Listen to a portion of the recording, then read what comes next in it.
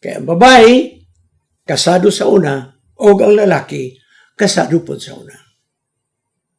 Nakaroon na atong tanaw ng son. Kaya ako ning gipresentar sa akong giunin sa Osaka Fellowship. Kaya ang ila mao nga, kung mag-ipon, naragihapon ang pagpanapaw. Sa pikas nga bahay na akong gitanaw, nga dili ang pag-ipon sa usa ka balay nga atong ingnon nga adunay pagpanapaw. Sa akong tanaw, ang sexual activity sa dili mga minyo, sexual activity sa nag-ipon nga dili minyo, yes, that is adultery. Tinuod yun na. Pero mga kaigsunan, niya na paralyze na ng mga tao, nagdeklara ng yung babae nga wala na sila sexual activity. Nga naman, paralyzed na, total paralyzed. So, sa may nahimong issue diha sa pagpanapaw, ang pag-ipon sa balay o ang sexual activity. Kay pananglit, niya akong usa ka example. Niya ay usa ka lalaki o na ay babae, minyo sila, minyo. Legally married. Legally married. Dahil ang lalaki, wala mo bulag siyang asawa, pero na iyang kabit tagbo-tagbo. Tagbo-tagbo. Okay, so now, wala man sila mag-ipon. Ato ba nang matawag nga walay pakigilawas? Naay pakigilawas bisag wala sila mag-ipon. Tagbo-tagbo pero wala mag-ipon. Pero doon ay sexual activity. O ang ilang sexual activity sa gawas sa kaminyon, that is fornication. Pagpakigilawas. Nga naman, naay sexual activity. Apang kining atong case karon nga niya, gisumbong ka na to, usara kabalay sila nga nagpuyo, pero ang bana, dili na maka-perform sa sexual activity. Muna mangutana ko ninyo, kung naabay fornication na ini. Tinuod, nga sa mayog lawas pa ning lalaki, dunay fornication. Tinuod na. Apan kung atong dawaton sa iglesia kining babae kay wala sexual activity, ang pangutana sa uban mo, pastor, katong 30 katuig sa ilang pag-ipon, unsa man to, tangkihon lang to. Sa 30 katuig sa ilang pagkaipon nga dunay sexual activity, tangkihon na lang yun na to. Ang ako ikatubag mo, nga ang Diyos magahukom ka na to sa atong karon nga binuhatan. Kung imo nang ipangayog pasaylo katong miagi nimong kalapasan, ang Diyos mo pasaylo sa atong sala. Kay bisag unsa kapula sa atong sala, paputiun na sa atong Ginoo. Sumala igsoon sa sinulat sa Isaiah. Paputiun ka na sa Ginoo. Kalimtan niya, di na niya hinumduman ang imong binuhatan. Katong 30 katuig na sila mananapaw, katong 30 katuig na sila nagpakigilawas, nahunong na ang pakigilawas kay wanay kaya ang lalaki. Nahunong na. Busa, sa akong tanawig song katong 30 katuig nga dunay pakigilawas, ginulsula naman katos babae karon. Ako nagatuo nga ang Ginoo, iyatong napasaylo. Pero niyatas presente. Niining presente nga karon paralyzed ng lalaki after 30 years. Asa mapamay atong ikatawag nga dunay pakigilawas o pagpanapaw. Ang pagpanapaw dili tungod kay nag-ipon og balay. Ang pakigilawas dili tungod kay nag-ipon og balay. Kung dili, ang pakigilawas o ang pagpanapaw dunay sexual activity. Bisag dili mag-ipon og balay. Basta dunay sexual activity sa dili magtayon, pakigilawas o pagpanapaw. Sama sa akong giingon. Niya magtayon, wa magbulag. Wala magbulag. O sa kabalay, wala sila magbulag. Kasado. Okay na. Pero ang lalaki, dunay gikatagbo nga kabit. Now, dili ba ito nato matawag nga pakigilawas? Ang tagbo-tagbo. Busa sa akong tanong igsoon, dili ang pagkaipon sa kabalay mo'y matawag nato pagpanapaw pakigilawas.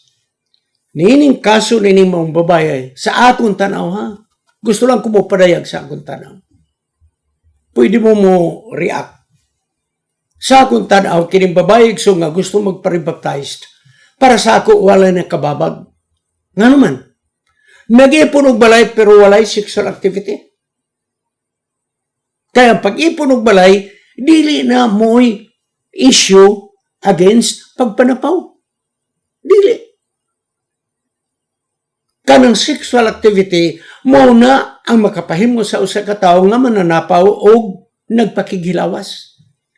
So naini nga kahimtang, wala na'y pakigilawas, wala na'y pagpanapaw.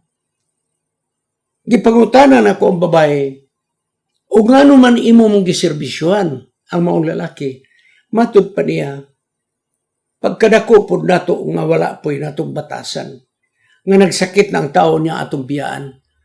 Matud pa niya, nga ako, pastor, nagserbisyo na lang ko, ingon nga Kristohan. Nagserbisyo na lang ko, ingon nga, aduna siya panginahanglan.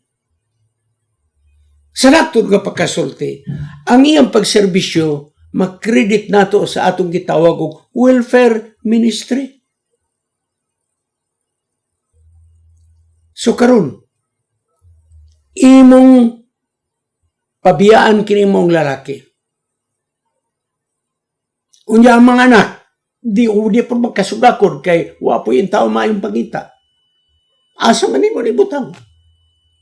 Asa man ni butang? Mao nga iyang giserbisyo ng lalaki, dili tungod kay aduna pa silang sexual activity. Kung dili, iyang giserbisyoan tungod sa kaluoy mga kaigsunan, nga wa na po yung mapantuan. Kisa may mudawat anang na-paralyzed. Wala. So, igsoon, nagpadayalan ko sa akong personal na observation. Okay?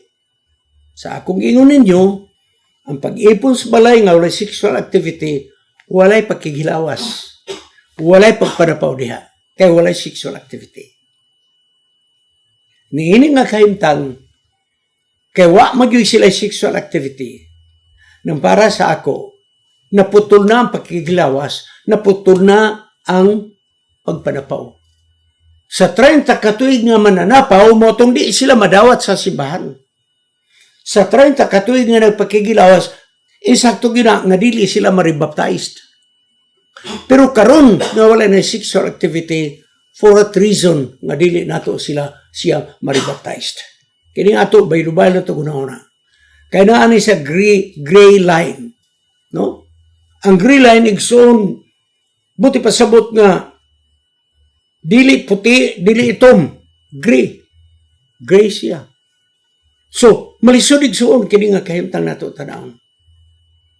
Tinuod na ang pagpanapaw, ang pakigilawas, dili gyud pwede nga ang mananapaw og nagpakigilawas, dili pwede nga i-rebaptized. Hangtod nga dili siya mahunong pagpanapaw og pagpakigilawas. Unya karon kay nahunong naman ang pakigilawas. Nahunong naman ang pagpanapaw. Nganong di man gyud nato i-rebaptize kini babae. Gani i-credit nato nga buotan kini nga babae kay iyang giserbisyo na among tawo igsoon nga makaluoy ang kahimtang. So kanang iya igsoon, ako na lang gihubad ni nga kaniyang pagbuhat, that is welfare ministry.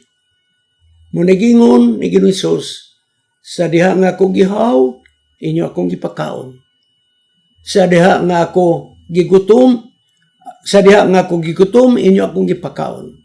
Sa diha nga ako gihaw, inyo akong gipainom. Sa diha nga ako walay bisti, inyo akong gibistihan. Sa diha nga ako nagsakit, inyo akong gipatambalan. Ug sa diha ako nga nabilanggo, inyo akong giduaw. Sa akong tanaw mga kaigsunan, dili ka ma-apply nato ni ining giingon. Sa diha ako nagsakit, inyo akong giayo.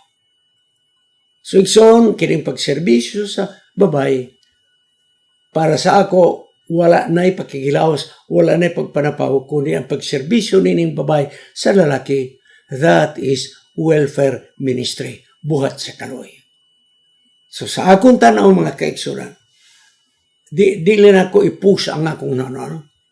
I will not push it to you. Kikiring ato, baylo-baylo manan. Sa akong tanaw, pwede na siya magpa-rebaptized. Pwede na mapabalik sa iglesia ang iyang membership. O kung siya ma-rebaptized, pwede na siya mudawat o katungdanan kung siya ma-rebaptized.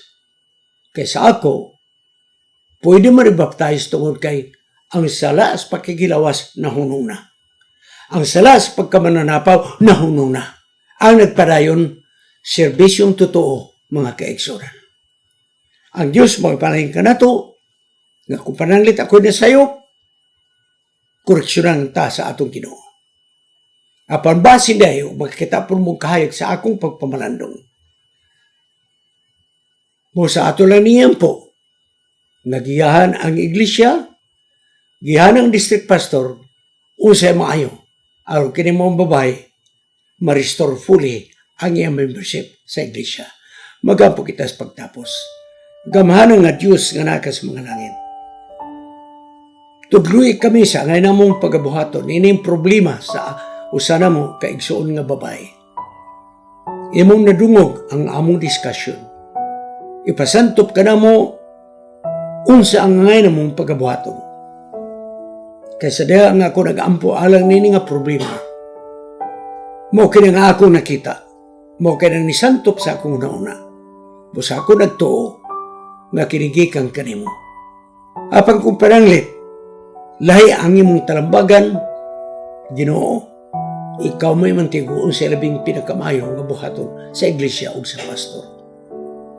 Tabangan mo kini nga babae, sa iyang mga problema sa kalisod, bisa sa adlaw-adlaw nilang pagkaon, i-sustain ang ilang paginahanglan. Ug unya, o Diyos, siya makapadayon sa pagserbisyo buhat sa kaluoy nga wala na pagpakikilawas. Salamat kay ikaw naghatag ka na mong talambagan kay kining tanan among pagadawaton sa ngalan ni Jesus Manluluwas. Amen. Kining inyong higala si Pastor Wendell Munggaya Serrano nga inyong igsoon usab magkapadasig sa matag sa kaninyo sa pag-like, pag-share, labaw sa tanan sa pag-subscribe sa atong YouTube channel ng pangalan Wendell Munggaya Serrano ug ayaw kalimot sa pag-click sa notification bell hangtod sa sunod nga higayon magkita na usab kita.